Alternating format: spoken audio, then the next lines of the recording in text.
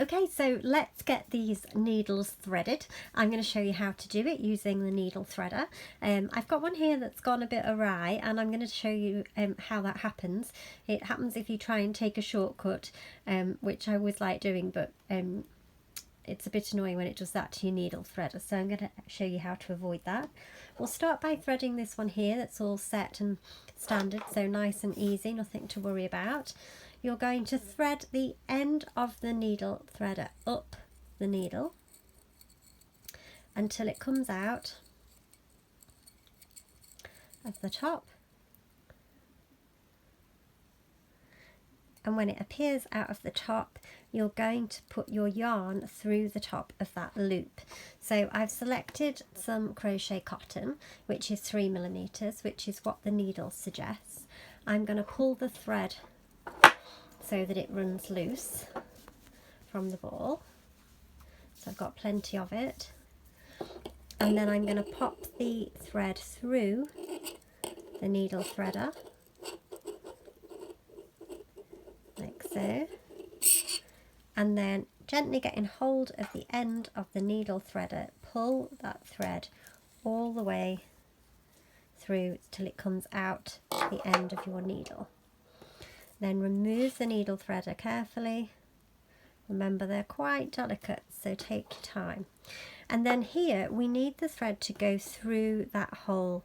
Now the great thing about it being so big is I just don't need to use a needle threader on here. I can just feed that through. If you find that's difficult, then I recommend using a smaller needle threader to pull the thread through that hole, and I'll demonstrate that on the smaller needle. But that is how to thread your needle, and then you are absolutely ready to start punch needle embroidery. So let me show you on this pen here. So same process. I need to pass the needle threader up through the needle to the top, and then this time I've selected an embroidery thread because that is what this needle recommends for size. So I'm going to pop that through at the top, make sure it's running freely so I can pull it through, and then gently pulling so that the embroidery floss comes out of the bottom, and then gently take it off your needle threader. Now this is where we need to go back through that little hole, and we're not going to be able to pop it through very easily.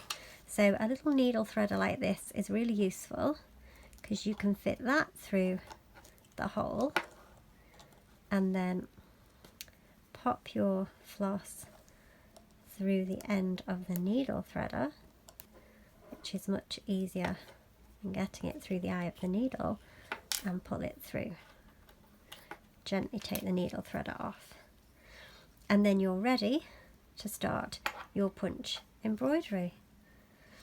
So that's how to thread the needle. Now this can happen if you decide you're going to take a shortcut, and that shortcut might be that you decide, so I'm going to take this one out, that I don't want to have to thread it back through there, so actually I'm going to take the needle threader through the hole and then up the inside of the needle.